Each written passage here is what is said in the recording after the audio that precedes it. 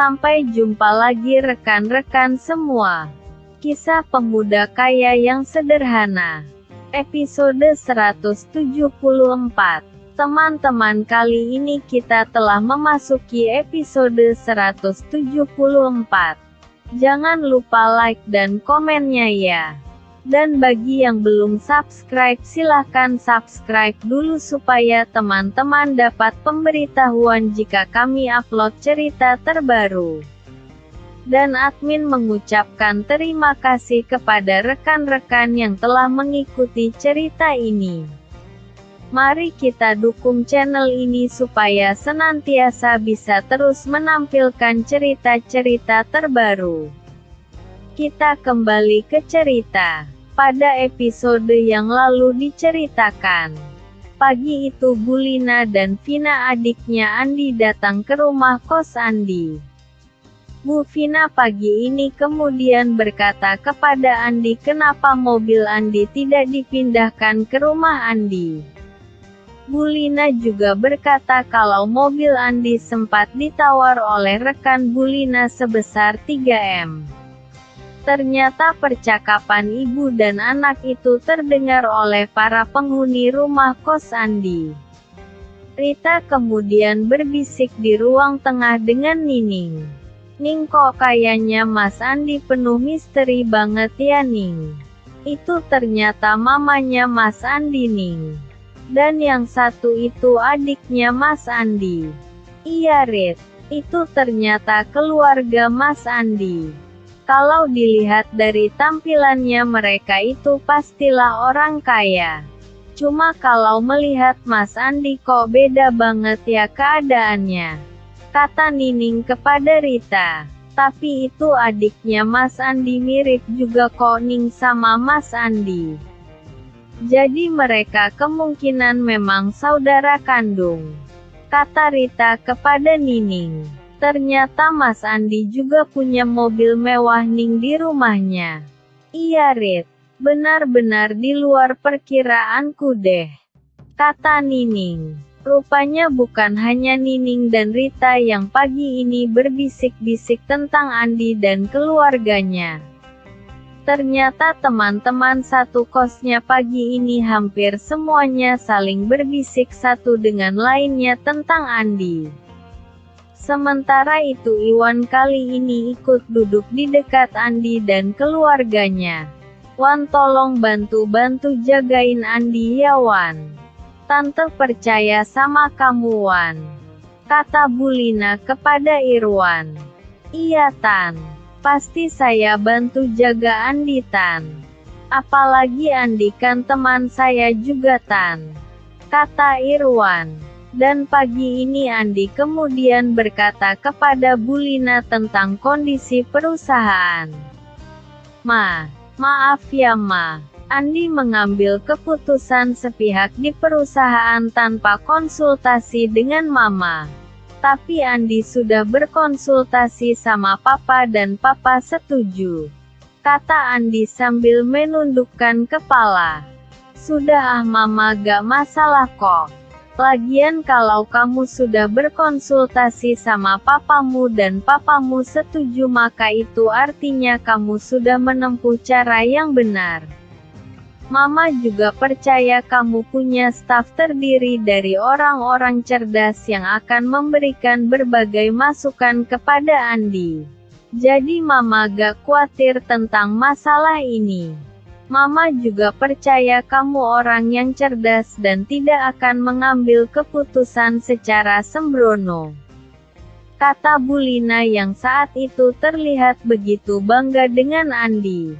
Ya, semua itu tak lepas dari beberapa cerita Pak Billy yang sering membanggakan Andi di depan Bulina. Acap kali Pak Billy memuji Andi sebagai orang muda yang wawasannya bagus dan pandangannya jauh ke depan. Pak Billy juga bercerita kepada Bulina tentang raihan prestasi Andi di perusahaan yang dipimpinnya tersebut. Pak Billy juga menceritakan kepada Bulina jika Andi telah membeli beberapa perusahaan bagus dengan nilai yang lebih rendah dari yang seharusnya. Bahkan Pak Billy mengakui jika kedepannya Andi pasti akan jauh melampaui raihan yang telah Pak Billy dapatkan selama ini. "An, kira-kira kapan kamu mau pulang ke rumah?" tanya Bu Lina kepada Andi. "Iya mah, mungkin Andi pulang minggu depan mah," kata Andi yang saat itu masih duduk di samping Bu Lina. "Ya sudah, minggu depan kamu pulang ya. Mama pingin kita kumpul semua di rumah," kata Bu Lina sambil menghela nafas dalam-dalam. Saat itu Andi terlihat tidak tega kepada mamanya tersebut. "Iya Ma, Andi janji Sabtu depan pulang ke rumah dan Minggu sore baru pergi lagi Ma." Itulah beberapa percakapan antara Andi dengan mamanya. Dan Bu Lina serta Vina segera pulang dari rumah Andi setelah jam 2 siang. Andi segera kembali masuk ke rumahnya ketika mobil yang dinaiki mama dan adiknya itu telah hilang dari pandangan matanya. Saat itu Andi kemudian masuk kembali ke dalam rumahnya. Kali ini teman-teman Andi terlihat berkumpul sambil menonton televisi yang berada di ruang tengah ruang tersebut. Saat itu Andi kemudian bermaksud untuk berkumpul dengan teman-temannya yang berada di ruang tengah. Namun belum sempat Andi duduk tiba-tiba handphone miliknya berdering. Andi segera mengangkat handphone tersebut. "Siang An, kamu sibuk apa tidak hari ini?" kata suara di seberang telepon. Dan kini Andi segera mengenali kalau suara itu adalah suara dari Alex, sahabat dan rekan bisnisnya di perusahaan yang kini dipimpin oleh Pak Theo. "Iya Le, aku kebetulan hari ini tidak terlalu sibuk." "Ada apa Lex?" tanya Andi kepada Alex. "Begini An, aku hari ini butuh bantuan kamu kalau kamu tidak keberatan," kata Alex pelan. Andi kali ini segera menanggapi perkataan Alex karena jarang-jarang Alex berkata seperti itu. "Iya Le, kamu butuh bantuan apa Lex? Jika aku mampu pasti aku bantu deh Lex." Alex kemudian memberitahukan kepada Andi kalau saat ini mamanya masuk ke rumah sakit dan perlu untuk dirawat inap selama beberapa hari. Dan belum sampai Alex bercerita lebih panjang Andi kemudian menyela pembicaraan tersebut. "Lex, aku minta alamat mamamu dirawat dan aku langsung berangkat sekarang. Nanti kita ketemu di sana. Nanti kamu cerita di sana." Dan kemudian karena Andi berkata seperti itu maka Alex segera memberikan alamat yang diminta Andi. Dan saat itu Andi kemudian berkata kepada Irwan, "Wan, kamu antar aku sekarang ke rumah sakit," kata Andi kepada Wawan. Rupanya Irwan saat itu menyadari kalau Andi memang sedang membutuhkan dirinya. Bahkan Irwan kemudian tanpa menjawab langsung berdiri. "Sebentar An, aku ambil kunci mobil dulu." "Iya Wan, cepat ya," kata Andi kemudian. Wawan kemudian bergegas menuju kamarnya dan kemudian langsung bergegas menghampiri Andi. "Ayo An, aku sudah siap ini." Beberapa orang penghuni rumah kos yang melihat kejadian tersebut kemudian berpikir ternyata Irwan yang selama ini mereka anggap sebagai orang tersukses di tempat itu ternyata sangat segan atau seperti orang takut kepada Andi. Bahkan mereka melihat dengan mata kepala sendiri jika saat ini Irwan seperti tidak berdaya untuk menolak perintah dari Andi. Namun sesungguhnya para penghuni rumah kos tersebut memang tidak mengetahui jika Andi sebenarnya adalah pemilik perusahaan di mana Irwan saat ini sedang bekerja. Kini Andi dan Irwan telah berada di jalan raya dan sedang menuju ke rumah sakit di mana ibunya Alex dirawat. Sementara itu di rumah kos milik Andi. Siang itu teman-teman Andi terutama Rita dan Nining. Kedua wanita itu duduk di lantai beralaskan karpet yang ada di ruang tengah rumah kos milik Andi. Dan saat itu mereka dikelilingi oleh beberapa penghuni rumah kos yang lainnya. Saat itu Yuni dan Dewi, dua orang wanita yang juga tinggal di rumah kos milik Andi.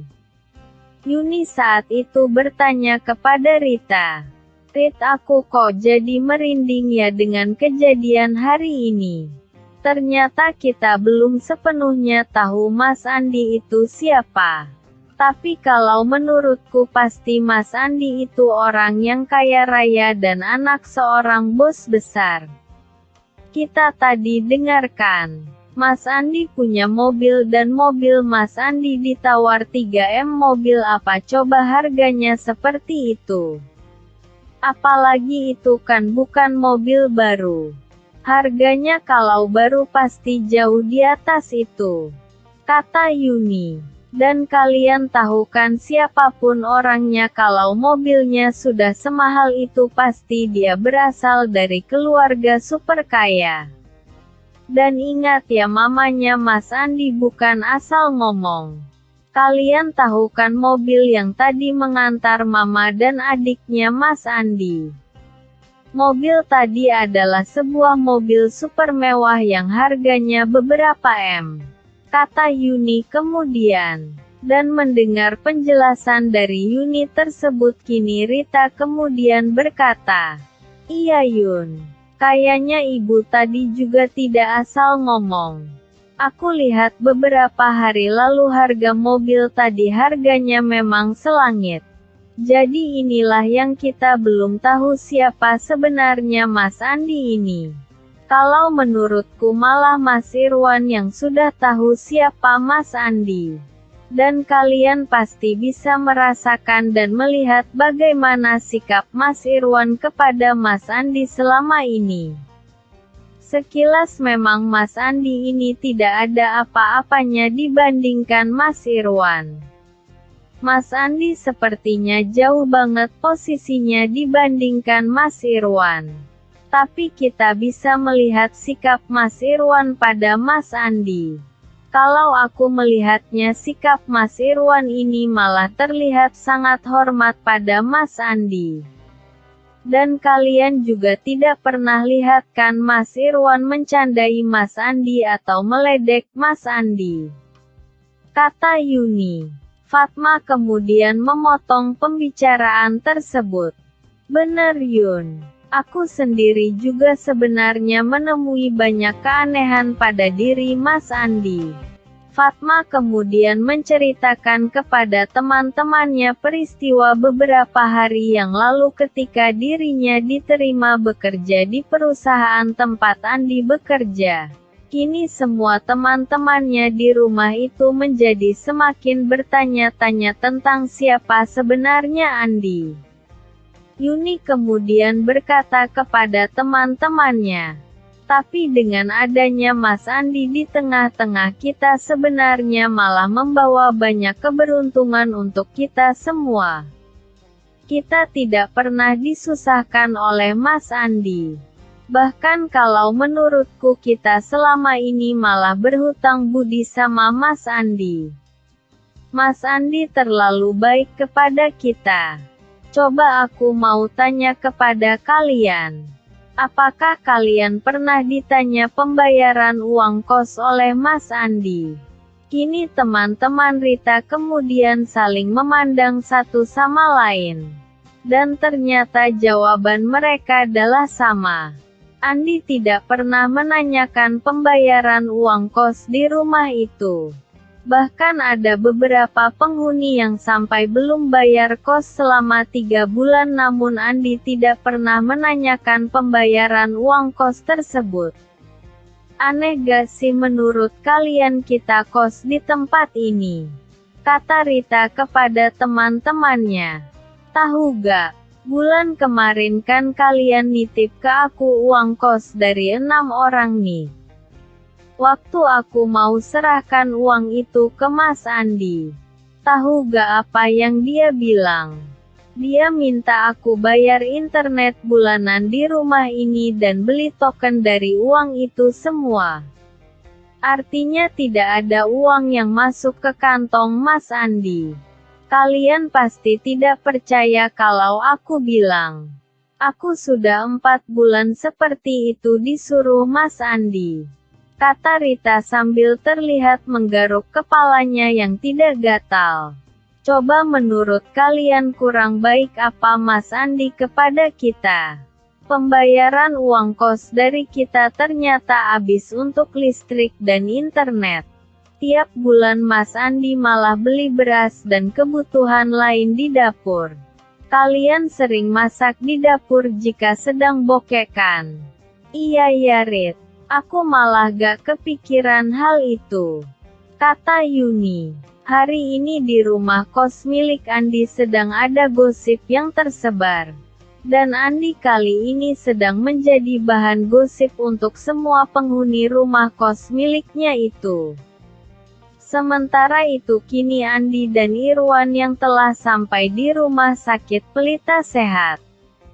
Kini Andi dan Irwan langsung menuju ke ruang perawatan yang ada di lantai 2 rumah sakit itu. Dan tak memerlukan waktu yang lama bagi Andi dan Irwan untuk mencari ruangan tempat mamanya Alex dirawat. Yaitu semua karena ternyata ruangan itu adalah ruang prioritas yang ada di rumah sakit tersebut. Dan sebelum mereka memasuki ruangan itu mereka diberhentikan oleh petugas keamanan yang secara khusus menjaga pintu masuk ruangan tersebut. Pak mau bertemu dengan siapa ya Pak? Kata petugas keamanan tersebut. Andi kemudian berkata kalau dirinya ingin bertemu dengan Alex yang saat ini mamanya sedang dirawat di ruang delima nomor 2. Petugas itu segera mencari daftar pasien inap di ruangan tersebut. Ternyata tidak ada nama Alex di buku daftar pasien. Pak silahkan Bapak keluar saja soalnya di buku pasien tidak ada nama yang Bapak sebutkan. Bapak silahkan tinggalkan tempat ini. Kata petugas jaga tersebut sambil mendorong tubuh Andi dan Irwan. Itulah kisah pemuda kaya yang sederhana episode 174.